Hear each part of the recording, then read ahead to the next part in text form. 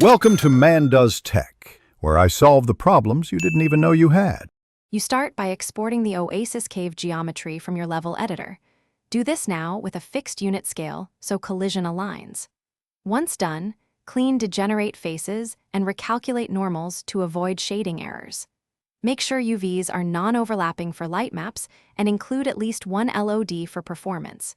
You should also export a simple collision mesh as a separate FBX. This ensures the game engine reads physics correctly and prevents players from clipping through walls. Now import the FBX into Ark Asa and immediately check scale and pivot. If those are wrong, the cave will float or sink. You should place the mesh to match the world grid, snapping to existing terrain where entrances meet. Assign the collision mesh to the proper physics group and set a moderate light map resolution to balance quality and memory. Also apply materials and test dynamic lighting. This helps catch seams and texture tiling early so you can iterate without full rebuilds. Finish by baking lighting and rebuilding navigation so AI and players behave correctly. Then run full playtests through entrances, ledges, and choke points. If you see seams or light leaks, adjust UV padding, relax smoothing groups, or tweak material tiling to remove artifacts.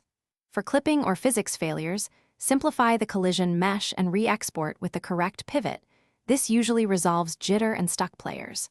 If a problem persists, reproduce it with a minimal scene to isolate the cause and fix. Thanks for watching. If you found this helpful, don't forget to like and subscribe.